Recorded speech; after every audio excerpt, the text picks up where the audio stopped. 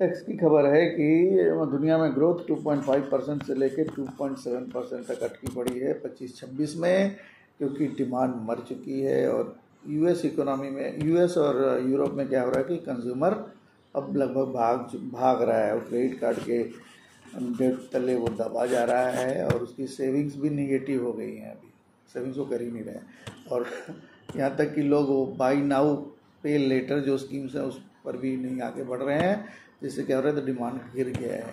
India में भी देखो मिडिल क्लास की जो इनकम है, रियल इनकम कह लो उसको, दूसरी हेडलाइन है कि यूएसए की इंटरेस्ट रेट वहाँ के हिसाब से अभी भी अधिक है। अभी भी फेड वहाँ कोशिश कर रहा है, मतलब जो वहाँ हमारे आरबीआई का इक्विवेलेंट जो यूएसए में है, फेड वो कोशिश कर रहा है कि इंटरेस्ट रेट को कम करें, लेकिन इकोनॉमिस्ट सोच रहे हैं कि शायद वो 3.5% से 4% तक ही कम कर पाए, वहाँ जाके रोक देगा। अब इंटरेस्ट रेट्स अगर हाई रहेंगे तो क्या होगा कि कंज्यूमर लोन नहीं लेंगे, बिजनेसमैन भी लोन नहीं लेंगे, बिजनेसमैन नहीं लेंगे तो कैपेक्स नहीं होगा, यानी कैपिटल एक्सपेंडिचर नहीं करेंगे, फैक्ट्रीज नहीं लगाएंगे तो फिर वो जॉब्स किसको देंगे।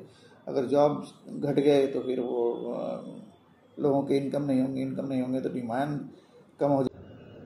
ट्रम्प के ट्रेड वार्स की वजह से जो फैक्ट्रियां लगाएंगे वो जो इन्वेस्टर्स हैं वो कंफ्यूज होके बैठे हैं, यार कैपिटल एक्सपेंडिचर करें कहाँ, फैक्ट्रीज लगाएं कहाँ।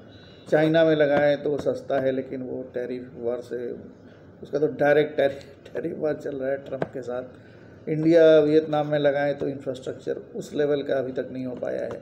तो कैपेक्स ग्रोथ अगर 1.8% रहेगा तो जीडीपी ग्रोथ 26 में यही रहेगा वर्ल्ड का 2.5 से 2.7% तक, बिना कैपिटल एक्सपेंडिचर के, यानी बिना फैक्ट्रीज के प्रोडक्शन कहाँ से होंगे। चाइना अपने प्रॉब्लम में उलझा हुआ है, उसकी प्रॉपर्टी की जो क्राइसिस थी वो ख़त्म होने का नाम नहीं ले रही है।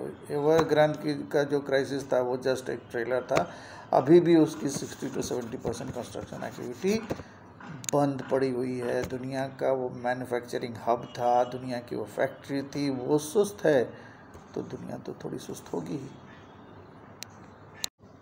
जापान, कोरिया, यूरोप और चाइना, इन देशों में क्या हो रहा है कि हमारा ठीक उल्टा सिचुएशन है कि वहाँ वो जो वर्किंग एज पॉपुलेशन है वही कम हो गई है, वहाँ बुढ़े ज़्यादा हो गए हैं, जिसके फलस्वरूप क्या हो रहा है कि प्रोडक्शन गिर, मतलब काम करने वाले लोग ही नहीं, बुढ़े काम थोड़ी करेंगे, वो तो पेंशन पे जीते हैं।